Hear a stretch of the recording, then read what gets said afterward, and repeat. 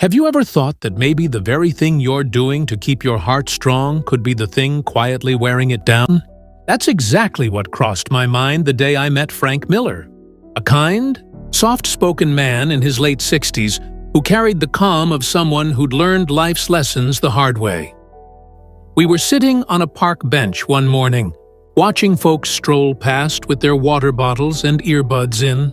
Frank smiled and said, "You know, I used to think more sweat meant more life." His words lingered, not because they were dramatic, but because they were honest. Frank had always been the kind of man who believed in effort. Early mornings, long work hours, and later in life, high-intensity workouts he thought were keeping him young. But one visit to his heart doctor changed that belief forever. The tests showed elevated blood pressure, irregular rhythms, and early signs of heart strain, all from exercises he thought were helping. He told me, "I wasn't lazy, I was just doing the wrong kind of moving." And that line hit me hard. So many seniors, good people trying to stay active, make that same mistake without realizing it. They follow routines built for younger bodies, not for hearts that have been beating faithfully for 6 decades. I'm not here to scare anyone. I'm here to share Frank's story, because what happened to him could happen to any of us who think pushing harder means living better. Have you ever pushed yourself a little too far, only to feel something wasn't quite right afterward? Tell me in the comments. I'd love to know. But before I tell you about the simple, heart-safe exercises that gave Frank his strength back, the ones that truly healed him, let's go back to where his story began. The boy he once was, the life he built, and how he learned that sometimes slowing down is the bravest thing you can do. If this sounds like something you've faced too, don't forget to subscribe, because every story here reminds us it's never too late to start healing your heart, one gentle step at a time. Frank Miller was born in the summer of 1955, in a quiet Ohio town where time seemed to move just a little slower. His childhood smelled like fresh-cut grass and gasoline. His father was a mechanic who could fix anything with an engine, and his mother ran a small corner store that kept the neighborhood connected. People trusted each other back then. Doors stayed unlocked, and everyone knew the sound of their neighbors' laughter.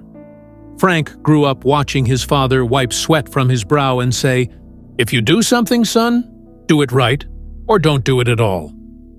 That simple line became his compass in life. Even as a boy, he carried a natural sense of duty. He mowed lawns for elderly neighbors, shoveled snow without being asked, and loved seeing the look of relief on people's faces when he helped them. He wasn't the smartest kid in school, but he was steady, dependable. Teachers said he had the kind of focus you can't teach. He loved science class, not because of the experiments, but because he wanted to understand how things worked, how a heart beats, how an engine runs, how the world keeps turning. His childhood was filled with small-town adventures, climbing trees, fishing at the creek, sneaking out to see fireworks, and riding his bike so far he'd lose track of time. But beneath the laughter and scraped knees, Frank was already forming the quiet belief that strength came from movement, from pushing yourself just a little harder each day. He didn't know it then, but that belief, born from hard work and good intentions, would one day test the very thing he held most dear, his heart.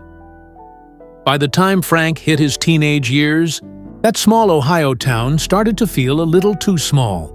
He loved his family deeply, but like most young men, he carried a quiet hunger to see what lay beyond the familiar streets and faces. High school brought with it the usual chaos: first crushes, broken curfews, and dreams that seemed bigger than the sky above his hometown. Frank wasn't a troublemaker, but he had a streak of independence that often clashed with his father's old-fashioned ways. His dad believed in sticking to one job for life, working hard, and never questioning the system. But Frank, he wanted to find his own rhythm. He'd watch cars drive down the highway and imagine where they were headed, wondering if he'd ever get the chance to chase something more. Sports became his escape. He joined the track team and found peace in the rhythm of running. Each step a reminder that he could control his own pace, even when life tried to rush him. That's also when he started to notice the power of his body, the way effort turned into endurance. It was intoxicating. He pushed himself to run faster, longer, harder, not realizing he was beginning a lifelong pattern of testing his limits. Friendships came easily. Frank was the guy everyone trusted, the one who'd listen without judgment, who'd help you fix a bike chain or stand up for you when things got rough. But beneath his easy smile, he sometimes felt unsure of who he was meant to be. He graduated high school with average grades and restless ambition. College wasn't an option then, money was tight. So he packed his things, hugged his mother goodbye, and promised her, "I'll make you proud." And with that, he stepped into a world that demanded more of him than he ever imagined. A world that would teach him about success, love, and the price of always trying to be strong. Frank's 20s arrived like a whirlwind, full of promise, long work days, and lessons that only life outside a small town can teach. He landed his first real job at a manufacturing plant just outside Cleveland. The noise was constant, metal clanging, machines humming. But to Frank, it sounded like progress. He took pride in earning his own paycheck, in feeling useful, and in sending a little money home to help his parents. The long shifts didn't bother him.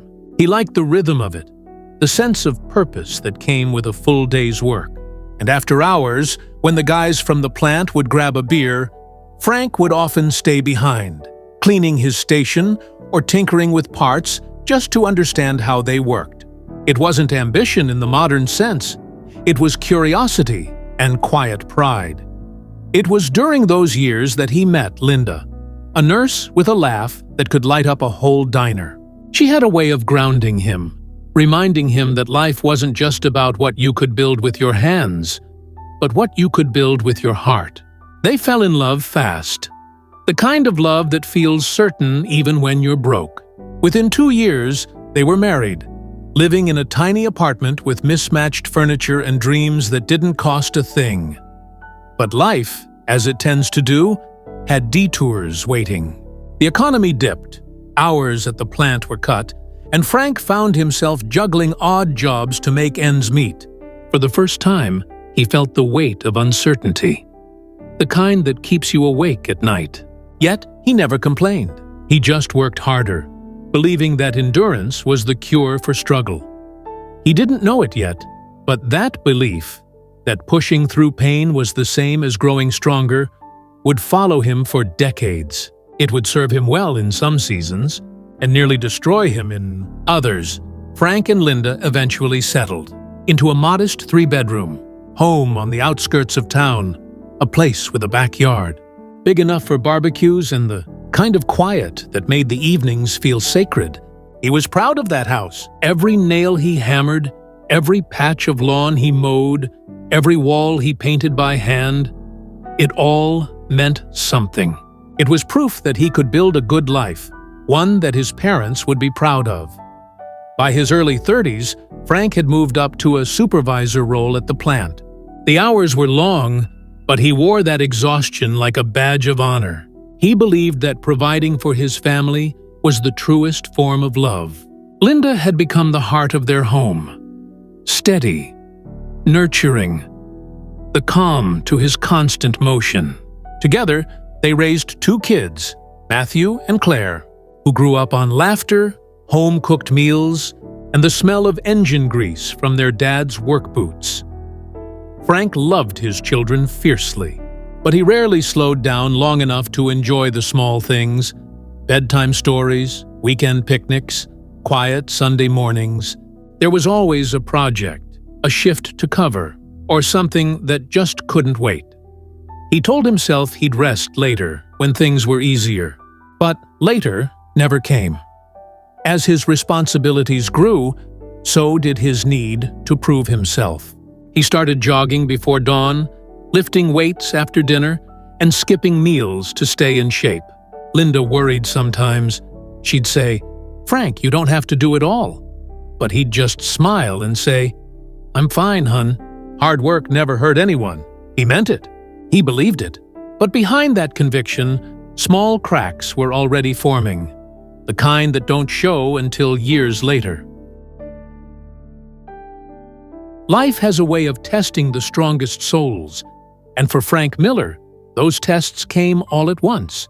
By his 40s, the factory where he'd spent most of his adult life began cutting costs. Automation was taking over.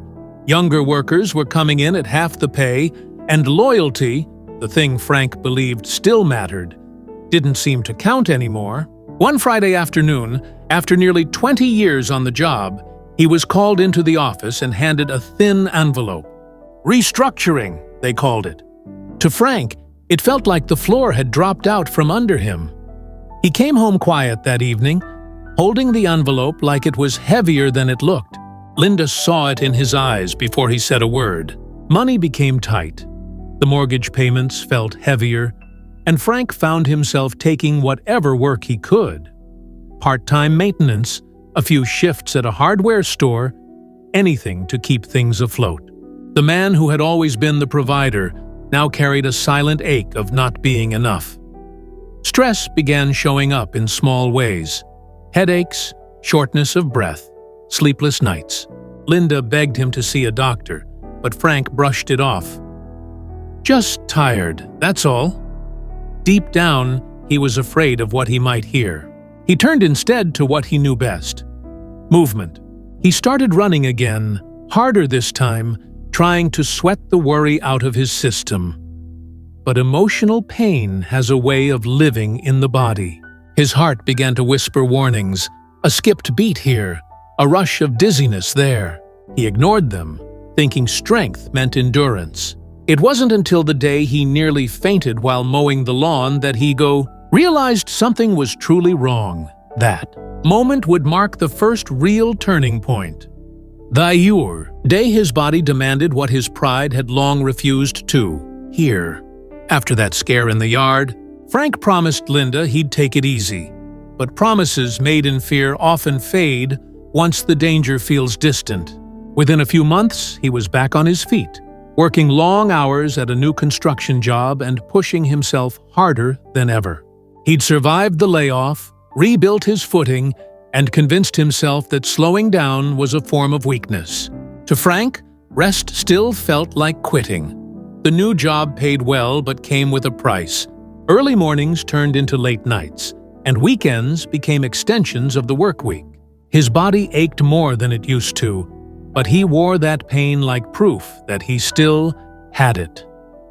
When a younger co-worker challenged him to a lifting contest, Frank joined in, grinning through the strain, unwilling to admit that his strength wasn't what it once was.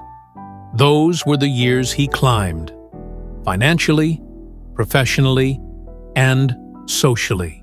The family's bills were paid again, the kids went off to college, and the house looked better than ever. From the outside, Frank was winning. But inside, the climb was costing him more than anyone could see. His blood pressure crept higher, his heartbeat grew uneven, and sleepless nights became his silent companion. Linda noticed the changes, the heavy breathing, the way he'd rub his chest after carrying groceries. But every time she suggested a checkup, he'd wave her off. Just need to get in better shape, he'd say. So he pushed harder. Heavier weights, longer runs, quicker workouts. He didn't realize that the very effort to stay strong was slowly wearing his heart thin. Success had come, but so had its toll. And the price, though invisible then, was quietly collecting interest. By the time Frank reached his mid-50s, life had begun to shift in ways he couldn't quite control. The kids had moved out. Sarah was teaching in Oregon, and Jake had joined the Navy, leaving the house quieter than it had ever been. He'd sit at the kitchen table some mornings with his coffee, staring out at the empty driveway, wondering when the years had slipped away. The laughter that once filled those walls had turned into echoes. Work, which had once defined him, started to feel heavier. His back ached after long days, his knees cracked when he climbed ladders, and even his morning jogs had become slower, shorter, more forced. But Frank's pride wouldn't let him admit he was slowing down. He told himself he just needed to push through the stiffness. "It's part of getting older," he joked to his buddies, even as his breath grew shorter with each passing month. Linda, ever the voice of reason, began talking more about retirement. "You've given enough, Frank," she'd tell him softly. "Maybe it's time to give something back to yourself." But the thought of stopping, of no longer being needed, frightened him more than he could say. Work had always been his purpose, his proof that he was still strong. Yet, despite his resistance, change crept in. He noticed his friends talking more about medication than money, about sleep problems instead of promotions. Birthdays felt different now. Not celebrations of youth, but quiet reminders of time passing. It was during this season that Frank began to notice something deeper than fatigue. A tightness in his chest, a dull ache that seemed to follow him around. He brushed it off again and again, unaware that this subtle warning was his body's way of asking for mercy. It wasn't one big moment that made Frank slow down. It was 100 little ones. The morning he woke up dizzy after climbing the stairs too fast. The afternoon he had to sit down halfway through mowing the lawn. The night he couldn't catch his breath while turning over in bed. Each one was like a whisper from his body, telling him something wasn't right. By 60, retirement wasn't just an idea anymore. It was reality. His co-workers threw him a small farewell party, complete with a cake that said, "Enjoy the next chapter, Frank." He smiled for the photos, but deep inside he felt a strange emptiness. For the first time in over 40 years, there was no alarm clock, no job waiting, no reason to rush. The silence of the mornings that followed was almost deafening. At first, he tried to fill the space, fixing things around the house, walking the neighborhood, tinkering with his old truck. But as months passed, the exhaustion lingered. Even simple chores left him winded. His once strong hands trembled when tightening bolts, and his legs felt heavy after short walks. Linda noticed the change immediately. "Frank, this isn't just age," she said one evening, worry lining her voice. "You need to see someone." Reluctantly, he agreed. The doctor's visit revealed what Frank had long tried to ignore. His blood pressure was dangerously high, his cholesterol levels out of control, and the early signs of heart disease were setting in. The words hit him harder than any layoff or loss ever had. For the first time, Frank felt truly vulnerable. He wasn't just slowing down, his body was begging him to stop, to listen, to change. But for a man who'd spent his whole life pushing forward, learning how to slow down would be the hardest lesson yet. The day everything came crashing down started like any other. Frank had been feeling unusually tired that week, but he brushed it off. Just another wave of getting old, as he liked to call it. That morning, he was helping Linda bring in groceries when a sharp pain hit his chest, like someone had tied a rope around his ribs and started pulling tighter and tighter. His vision blurred, his knees buckled, and the bags slipped from his hands. Linda's scream was the last thing he remembered before everything went dark. When he woke up, he was in a hospital room, hooked up to monitors that beeped softly in the background. A nurse smiled gently and said, "You gave us quite a scare, Mr. Miller." Frank blinked, confused and frightened, as the doctor explained that he'd suffered a mild heart attack. Mild, that word gave him little comfort. He couldn't stop thinking about how close he'd come to losing everything. Recovery was slow and humbling. Walking across the room left him gasping for air. The man who once carried lumber up flights of stairs could barely lift a glass of water without shaking. Nights were the hardest. He'd lie awake, staring at the ceiling, wondering how it had come to this, how all his hard work and discipline had led to a body that betrayed him. depression crept in quietly. He stopped joining his friends for coffee, stopped tinkering in the garage, stopped laughing the way he used to. Linda tried to stay strong, but she saw it too, the spark in his eyes dimming. One evening, she sat beside him and said softly, "Frank, maybe this isn't the end. Maybe it's your second chance." Those words lingered, and though he didn't know it yet, they would become the spark that led him toward something that would change his life completely. It was a gray February morning when Frank's turning point finally arrived. He had gone to the community center for a post-recovery support group, mostly because Linda insisted. He sat in the back, arms crossed, half listening as people shared their stories about life after heart attacks. Then a man named George stood up, about Frank's age, with kind eyes and a calm voice, and began talking about how he'd turned his own health around through simple changes in diet and daily habits. George spoke about how his doctor had introduced him to something called the Mediterranean diet, rich in olive oil, leafy greens, nuts, and fish. He said it wasn't about going on a diet, it was about changing how you live. He shared how studies from places like Harvard and the American Heart Association had shown that this approach could lower heart disease risk, reduce cholesterol, and even improve mood. Something about that struck Frank deeply. He'd always thought health came from strength, from lifting, working, and enduring pain. But here was another man, strong in a different way, through balance, patience, and self-care. After the session, Frank waited until most people had left and approached George. "Do you really think it makes that much difference?" he asked. George smiled and said, "It did for me. It can for you too, if you give it time." That night, Frank told Linda everything. Together, they cleared out the pantry. Out went the processed food, the soda, and the red meat that had been staples for years. Linda found new recipes. Frank learned to enjoy foods he never thought he'd like: grilled salmon, lentil soups, fresh berries. For the first time in a long while, he felt a spark of hope. Maybe this wasn't about giving up his old life. Maybe it was about reclaiming it, one mindful step at a time. Weeks turned into months, and for Frank, something quietly began to change. His mornings, once filled with the rush of caffeine and the hum of restless energy, now started with calm, a slow stretch, a deep breath, a short walk with Linda before breakfast. The air felt cleaner, the skies seemed brighter, and even his heartbeat, once unpredictable, found a steady rhythm again. He had learned to move with purpose, not pressure. No more heavy weights or high-intensity workouts. Instead, he practiced Tai Chi in the park, joined a local seniors swim group, and started taking slow afternoon walks. At first, he felt awkward. Moving so gently seemed almost foolish to him, a man who used to lift logs and fix roofs. But as the days passed, he realized how right it felt. His body didn't ache the same way anymore.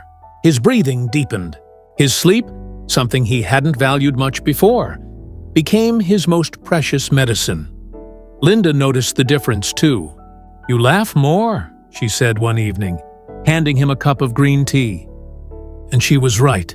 Frank's laughter returned. Not the loud, forced kind, but the quiet, genuine sound of peace. One afternoon during a checkup, his doctor smiled after reading his results. "Frank, your blood pressure is down. Cholesterol's improving. You're doing something right." Frank nodded, a little surprised, a little proud. "Just slowing down, Doc," he said. "Turns out that's harder than lifting weights." They both laughed. The healing wasn't just physical. It was emotional, a deep rediscovery of balance, gratitude, and self-respect. Frank began to see that strength wasn't measured in effort, but in endurance, in listening to his heart instead of ignoring it, in choosing peace over pride. Standing on his porch one quiet morning, the sun rising over the trees, Frank felt something he hadn't in years: clarity. The journey hadn't been easy. It took fear, pain, and humility to bring him here. But now, as he looked back, he realized every scare, every struggle had been leading him toward this understanding. The heart doesn't just need strength, it needs kindness. Frank decided to share his story with others in his community. He started volunteering at the local senior center, speaking during wellness workshops. "I used to think slowing down meant giving up," he told the group. "But I've learned that slowing down is how you stay in the race." His voice, once gruff and impatient, carried warmth and calm. He talked about how he replaced harsh routines with gentle ones, how a 20-minute walk, a bowl of fresh fruit, or just sitting quietly could heal in ways no medicine ever could. People listened. Some nodded. Some teared up. One man said, "I've been scared to stop lifting because I don't want to feel old." Frank smiled. "I used to feel the same way," he replied. "But listen, your heart isn't asking you to stop living. It's asking you to start living smarter." Linda watched proudly from the back of the room. Later that night, she said, "You know, Frank, maybe this was meant to happen. Maybe this is your way of helping others." He looked at her, eyes soft, and said, "Maybe it was, Linda. Maybe it was." Frank's message was simple but powerful. Aging isn't the end of vitality. It's the beginning of wisdom. You don't need to fight time. You just need to understand it. Take care of your heart, and it will take care of you. One gentle beat at a time. You know, every person I meet teaches me something new. And Frank's story reminded me of something I think we all need to hear. It's never too late to change, to listen, and to start again. Sometimes, life slows us down not to punish us, but to protect us, to remind us that healing doesn't always come from doing more. It often comes from doing less, but doing it right. So, if Frank's story touched your heart today, let it be a gentle reminder. Your body has carried you through every joy, every sorrow, every year. It deserves your patience. It deserves your care. Thanks for staying with me till the end, my friends. If this story inspired you, give it a like. And if you believe in second chances, don't forget to subscribe. Until next time, stay kind to your heart, stay hopeful, and stay healthy.